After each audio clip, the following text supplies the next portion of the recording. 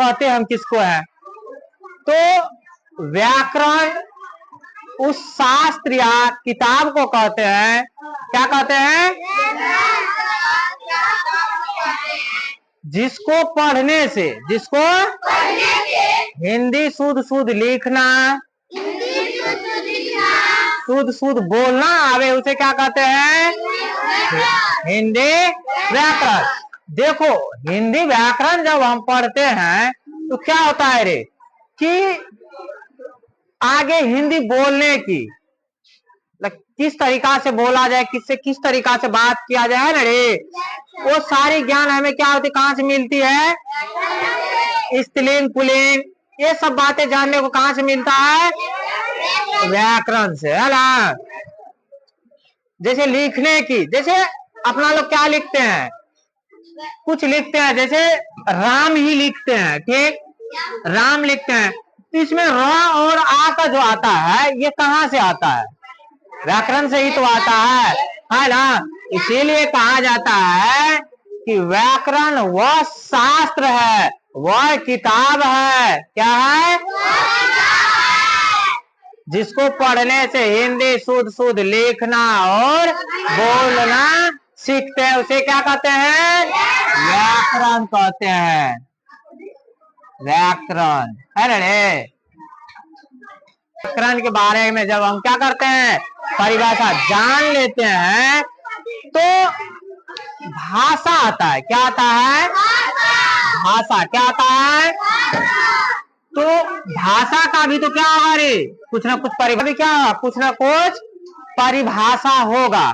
तो भाषा किसको कहते हैं? जिसके द्वारा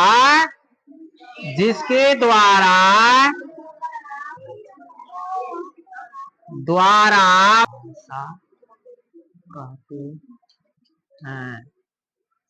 है ना। देखो, भाषा किसको कहते हैं? जिसके द्वारा मनुष्य अपने मन के भाव को लिखकर या बोलकर दूसरे के आगे, मतलब दूसरे के समक्ष क्या करता है? प्रकट करता है। प्रकट करना मतलब क्या करता है? बतलाता है ना। बतलाता है, दूसरे को बताता है मुझे क्या चाहिए। और हमारे अंदर क्या है कि हमारी मन की भावना है कि तुमसे क्या करे, एक बुक मांगे, तो हमारे अंदर जो भावना है तुम्हारे आगे क्या करेंगे? बोलेंगे कि रे बाबू मुझे ये हिंदी की बुक दो। क्या करेगा तू? हम अपने मन की भावना को बोले ना तुमको कि मुझे हिंदी का बुक दो, है ना। तो भाषा का परिभाषा समझ में आ गया? जिसके द्वारा अपने मन के भाव को लिख कर या बोलकर दूसरे के आगे प्रकट करता है, उसे क्या कहते हैं? भाषा कहते हैं, है ना रे। अब भाषा भी 3 प्रकार के होते हैं, लिखित, मौखिक और इशारा।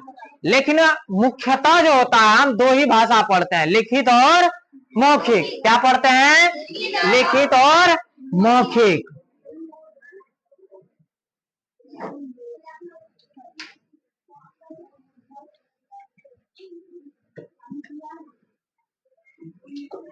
पहला क्या है? लिखित। दूसरा मौखिक, है ना। दूसरा मौखिक। अब देखो, लिखित किसको बोलेंगे? लिखित किसको बोलेंगे? इसका भी तो परिभाषा होगा, है ना। लिखित किसको बोलेंगे? लिखित, है ना। तो लिखित किसको बोलेंगे? जिसके द्वारा, क्या? जिसके द्वारा कोई व्यक्ति अपने मन के भाव को लिख कर दूसरे के आगे प्रकट करता है, उसे क्या कहते हैं?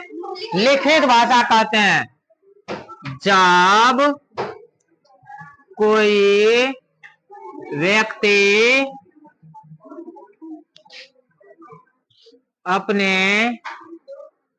भावना को लिखकर दूसरे, क्या कहते हैं? लिखित भाषा कहते हैं। क्या कहते हैं? लिखित भाषा कहते हैं। जब किसी के आगे क्या करते हैं? हम लिख कर अपने मन के भाव को बतलाते हैं, तो क्या होता है? वह लिखित कहलाता है। जैसे क्या होता है? सर से छुट्टी लेना है, क्या कर रहे हैं? सर से दशहरा का 5 दिन का छुट्टी लेना है ना। तो क्या करेगा तू लोग? एक चिट्ठी लिखेंगे, सर के पास लिखा है ना, कि सर मुझे छुट्टी दीजिए, या स्कूल में एग्जाम है तो एग्जाम के लिए जाना होता है तो क्या करता है, छुट्टी लेना पड़ता है। तो क्या करते हैं, एप्लीकेशन हम वैसे मौखिक बोल के सर के पास छुट्टी ले सकते हैं? नहीं। क्या करना होगा, जब चिट्ठी लिखना होगा तो हमें क्या करना पड़ेगा, लिखित देना पड़ेगा। तू लोग देखा जा, तू लोग को पता होगा कि गांव में क्या करता है, जब किसी तरह की प्रॉब्लम, दिक्कत, परेशानियां जब आती है तो लोग जाकर के क्या करता है, थाने में रिपोर्ट लिखवाता है। क्या करता है, रिपोर्ट लिखवाता है। तो वो मौखिक हो सकता है? नहीं हो सकता है। उसको क्या करना पड़ेगा, लिखित देना पड़ेगा। तो वह क्या हो गया, लिखित भाषा, है ना। अब देखो मौखिक भाषा पढ़ेंगे, क्या पढ़ेंगे, मौखिक भाषा।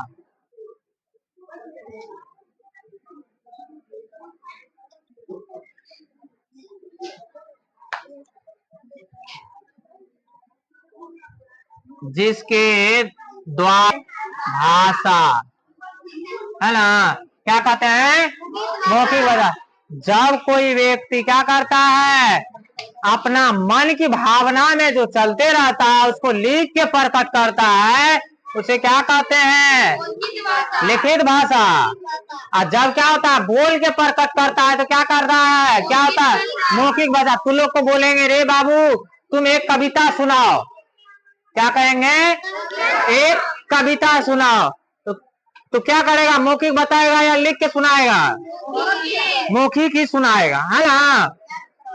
भाषण देना है, क्या करते हैं लोग, लिख के भावना को बताते हैं, नहीं मौखिक बोल के क्या करते हैं, जो हमारे आगे सुनने वाले लोग होते हैं उसे बोलकर हम समझाते हैं, है ना।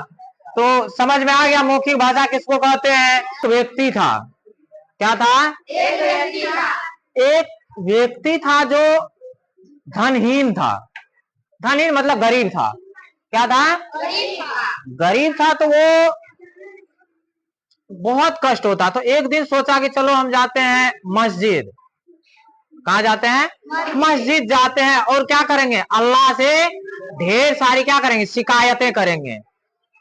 क्या कहता है, ढेर सारी शिकायतें करेंगे। तो वह इसी सोच के साथ अगले दिन क्या करता है, मस्जिद जाता है, ठीक ना। क्योंकि उसके पैर में क्या था, चप्पल तक नहीं था। उसे क्या, खाली पैर जब चलना पड़ता था, गर्मी के मौसम में क्या होता था, जलन होता था पैरों में। तो वो बोला आज अल्लाह को क्या करना है, पूरी शिकायतें कर देनी है। जब मुझे इस पृथ्वी पे लाया तो मुझे समृद्ध क्यों नहीं बनाया। जब वह क्या करता है, मस्जिद जाता है तो देखता है कि एक व्यक्ति वहां पर पहले ही क्या कर रहा है, नमाज पढ़ रहा है।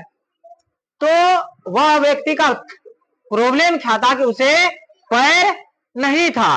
क्या था, पैर नहीं था, जिसके कारण वह क्या था, ऐसे सो के क्या कर रहा था, वो नमाज पढ़ रहा था। पैर रहेगा तभी तो ऐसे बैठ के करेगा। अगर वह क्या कर रहा है, उसको पैर नहीं था तो वह क्या करेगा, सो के, यानी पहले तो खड़े होके करता है तो वो खड़ा होके भी नहीं कर पाता था, पैर था ही नहीं जो वो क्या करेगा, खड़ा होके करेगा।